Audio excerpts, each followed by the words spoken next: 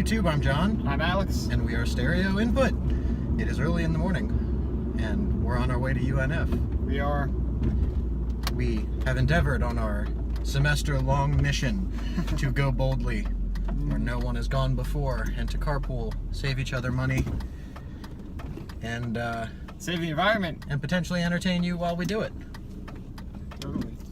So, we wanted to talk to you about Lego Batman. Oh, such a good movie.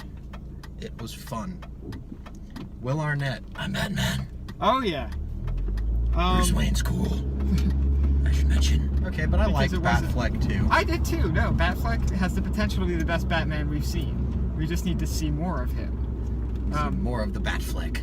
But what did you think overall? What would you give the movie out of 10? To me, it gets an 8. Because to me, the original Lego movie was a 9. Yeah. And I just didn't think it was quite as good as that. Really? I liked it more than the original Lego movie. I love Lego movie. Oh, yeah. Like, as far as quality goes, I think they're both very similar. I just personally like the Lego Batman movie a little bit more because I like Batman. I mean, I like Batman too, and Batman was probably one of the best parts of the original Lego movie. Yeah. I just thought the original Lego movie was a little bit more, it was more fun to me, just by a little bit. Yeah, I can see that. But don't get me wrong, I thought Lego Batman was tons of fun. They had references in all the right places. Oh yeah, no, everything, because it's Lego, you know, very little of what they do, at least in regards to their movies, is original content. It's all, you know, previous stuff. And so, one of the strongest parts of the movie was just the ability to take all of these, you know, incongruous, disparate pieces and characters and make them work in one movie. Not only was I pleasantly surprised, literally one of the first lines of the movie is they show these two pilots flying a Lego plane into Gotham City, and they say, you know, they talk to the tower, and the tower says, "What are you carrying? What's your cargo?" Yeah. And they say, "Well, we're carrying about 5,000 sticks of dynamite, some of those fancy little toy bombs, and 2 best friends." Yeah. And they just bump fists, and I just looked at the buddy that I saw it with, and I went, "This movie is going to make me smile a lot, isn't it?" And it did. I spent the whole movie smiling. Oh yeah, for sure. I haven't enjoyed a comedy movie that much since Deadpool. Yeah, I think also that, you know, both surprisingly and unsurprisingly, given the first Lego movie, for every moment that, you know, you were super happy and, like, you know, laughing, there were also a lot of moments that had emotional impact. Strangely. Yeah, I mean, both strangely and not, because on one hand, you know, you do have to reconcile to the fact that, you know, you're getting misty-eyed over a Lego. On the other hand, given the first Lego movie, I don't think it should be any surprise that these guys are still on top of the game. I give the movie a 9 out of 10, personally. I liked it a little more than the Lego movie. But that's primarily because I'm a huge Batman fan. He's my second favorite superhero. Huge! But anyway, the first thing I saw of the movie, because I work in a projection booth at a movie theater, I see a little bit of everything before I get to actually sit down and watch it. The first thing I saw was when Batman had the Joker caught on one bat claw, and he was attached to like some other part of a building in another, and he had him caught. And the Joker was like, you know, what's it going to be? Capture your worst enemy or save the city? And Batman is like, whoa, you're not my worst enemy. And he says something here. He's like, I like to fight around. I like to fight around. That was hysterical. But he also said, I don't need you. I don't need anyone. You mean nothing to me. Nobody does. And that was, like, honestly, some of the most hardcore Batman lines I have ever heard outside of the Kevin Conroy, I am Vengeance, I am the Night, I am Batman. I don't think any movie has focused on his solitude quite as much as this. And it just really adds another dimension to the character that you all kind of know is there in, like, the periphery, but, like, this really shows you just how solitary he is, and it's great. So the first time I got emotional was Batman's looking at the picture of his parents. Oh alone yes. in his- Oh yes. all alone in his Batcave after he's. I mean, it's kind of an amusing sequence. He's done all these things that are kind of funny alone. Yeah. But then he's just standing looking at the wall with his parents, with a picture of his parents hanging on it. And he starts having this conversation with them, and like, hi mom, hi dad. Yeah. I saved the city again today. I think you might have been proud. Yeah. And I was like, oh no. I know. It's so sad. Here come the feels.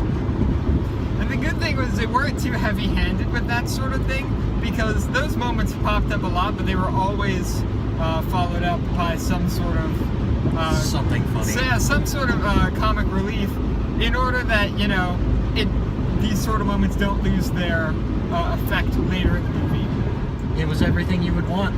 Yeah, And a little bit more. Honestly, yeah, and I think most of the little bit more comes from all of the details and the references. Yes. There were so many Shark repellent spray. I mean, there were so many references to literally every layer of Batman's history, and multiple other DC Comics references, Yes. and just references to other random geek things that were just so cool. I think every villain that Batman has ever fought made an appearance at some point. I mean, They got Condiment King. They did get Condiment King. I was so happy. And Bane might be responsible for one of the best lines in that entire. Bane is feeling warm and fuzzy.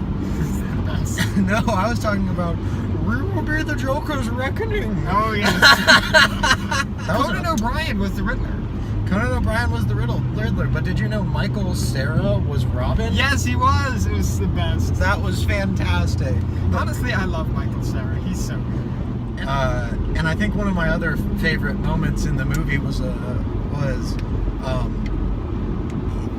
Batman is talking to Alfred, and he and Alfred are having this really goofy conversation. But at one point he says about the situation that Batman has found himself in. And Alfred says, well, this has happened before. And he goes through the year every movie that Batman has ever had was released. And then he stops and goes, and then that really bad moment you had in 1966. Yeah. And I was like, oh my god. And it stopped and showed. They showed the live action Adam West dancing around in the Batsuit. The funniest thing. That movie had references in all the right places. One of the other random little details that I really loved was every time you would go into the Phantom Zone, the opera in the background, the choir, they were all just singing the words "the Phantom Zone," and for some reason I just found that to be hysterical. That was great. Oh, and the villains they got from the Phantom Zone. Oh yes. It was so funny. They pulled villains from all kinds of places. Oh yeah. Voldemort showed up. I was a little bit bugged and a little bit not by Voldemort, because it's never a bad time for there to be a Voldemort. That's true, but also Ralph Fiennes, or however you pronounce his name, he was in the movie. He was Alfred, and he was also the guy who played Voldemort. So I was somewhat bugged that they didn't get him to do Voldemort, but also the guy they did get, Eddie Izzard, is one of my favorite comedians. So I wasn't that bugged, because anytime I get to hear Eddie Izzard, it's fun. I mean, yeah, but it was just great. Yeah. The only thing that I would say was a missed opportunity with the Phantom Zone villains was they got the Eye of Sauron, which was great. But when he died and fell over, I was waiting for there to be some kind of pun about, where's Frodo? Yeah. Because, they managed to make them take out the Eye of Sauron. They kind of managed to make the villains take him out on their own. Yeah. And I was just waiting so patiently for when the tower fell for there to be a Lord of the Rings reference. And there was really no reference to Lord of the Rings outside of the fact that he was there. That's true, but on the other hand, I have to say, Godzilla walking away sheepishly after that was pretty funny. That was funny. If I had to pick one of the two, either a Lord of the Rings reference or that one little Godzilla scene, I'd have to pick the Godzilla scene, because that was funny. Honestly, I think the Joker was also really, really good. The Joker was fun in that movie. I mean, he wasn't only fun, but also, there were a lot of moments where I'm like, this could be, a live-action, this could have been something a live-action Joker said this. Also, randomly, I really like how he calls Harley Quinn girl buddy. That's just funny. Yep. 10-4, girl buddy. That's... Does she call him Puddin' at any point in that movie? I think, but I'm not sure. I've seen it twice, and I have not been listening for that. So, and don't get me wrong, I definitely like Harley Quinn with the Joker. It's better than I like her without, but that's just me. But I will agree that they did get her pretty right. I think that's about all there is to say about this movie. Yeah, it was good. It was great. Even if you think you're above Lego movies, You're wrong. Yeah, you honestly are. My little brother, Wrong. who's a weightlifting Navy recruit and a big manly man, Big man. he got dragged to watch it by his girlfriend, and he loved it. He thought it was excellent. And so, if he can like it, then so can you. And I would highly recommend this movie. For ages 5 to 82. Pretty much. 5 to dead. If you're Yeah, not honestly, yeah. dead, you should go see this movie. Yeah. I've been John. I'm Alex. And we've been Stereo Input. Thank you.